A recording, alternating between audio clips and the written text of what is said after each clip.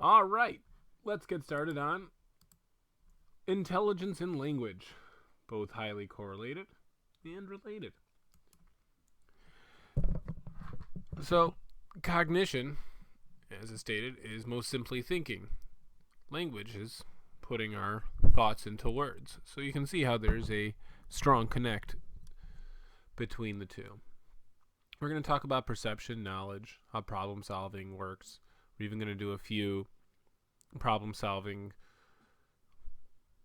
problems, I guess, for lack of a better term, in this or the next video. This will be at least a 2-part video, so make sure you catch the second part soon. Alright, so the way cognition works, we get information and sensations in. Now remember, those are not always perfect. We perceive things improperly. Think about how we've talked about in the past with eyewitness testimonies not being perfect. And so we get our information, the sensation ins, our emotions influence it. Think about it, if you're tired, you're stressed, how that influences your thoughts, and how you have less energy or less ability to deal with people when you're tired versus when you're well rested. You tend to take things in a little bit better. One of the biggest ways in which we use our intelligence in our language is how we form concepts and prototypes. And so concepts is just, an idea of something. It can be like a relationship. It can be abstract, such as justice, type of birds, what a ball is. Or we can have a prototype, which if you think about in terms of science or engineering is like the best example to represent a specific concept. This is what we think it is. So if you remember, they're always coming out with new concepts for phones or prototypes for new phones and new prototypes for cars and all these different types of technology.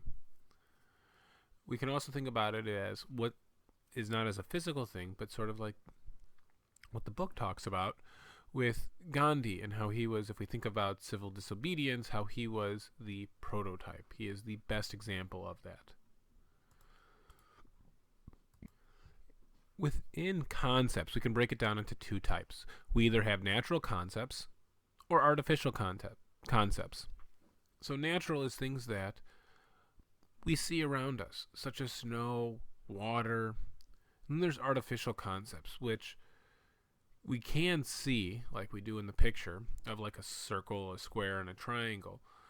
But they're not necessarily something that nature talks about, or it's not something naturally ingrained, whereas a baby would naturally understand, snow, water, wet, at some point, if nobody had to talk about shapes. Whereas shapes are something that are learned and brought forward to us.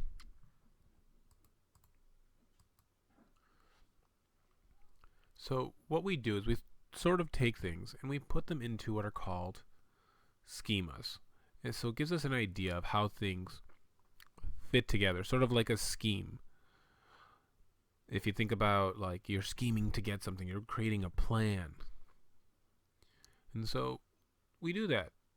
We automatically make assumptions about the person's schemas are very useful. They often form stereotypes. And stereotypes are useful because they allow us to make quick decisions about certain situations really quickly. Our brains are just not able to handle and make complex decisions on little information. So we need to pull back to information we've already received.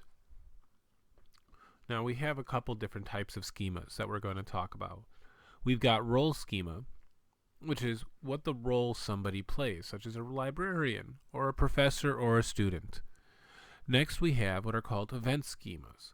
So basically, how things should go. So for instance, with classes being canceled or moved to alternative delivery methods, it changes our event schema of what our class should look like. But we know how to behave in class. We know that there'll be tests.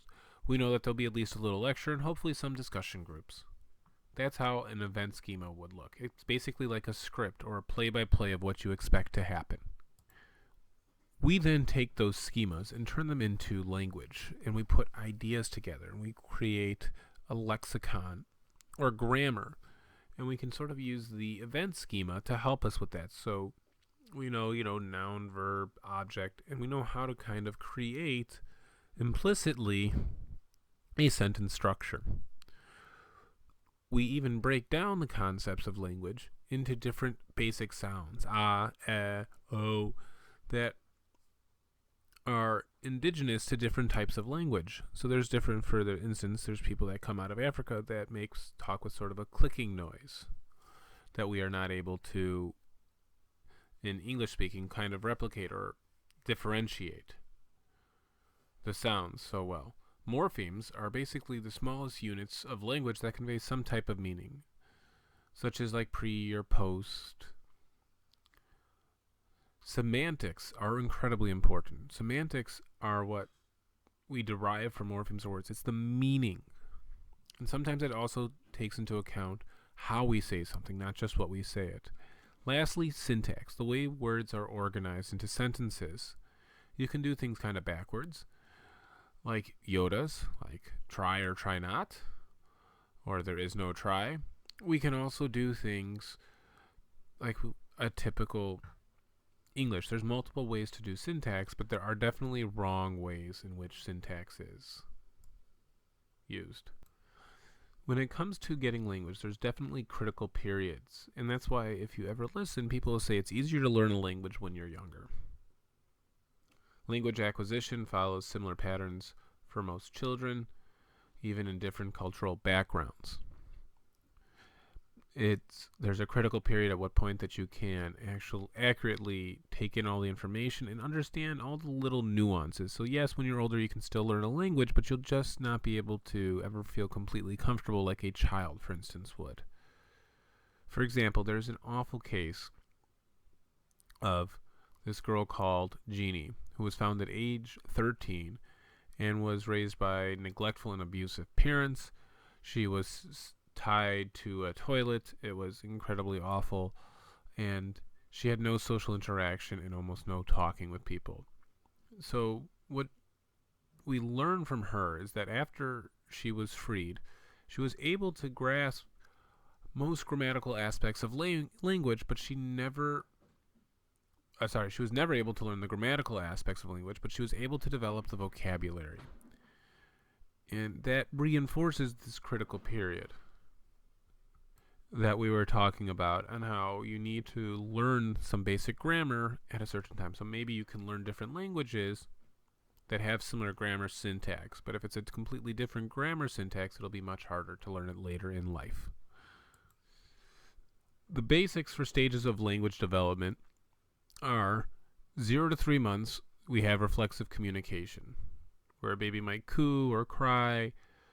3 to 8 months, there's still some crying, but they show an interest in others.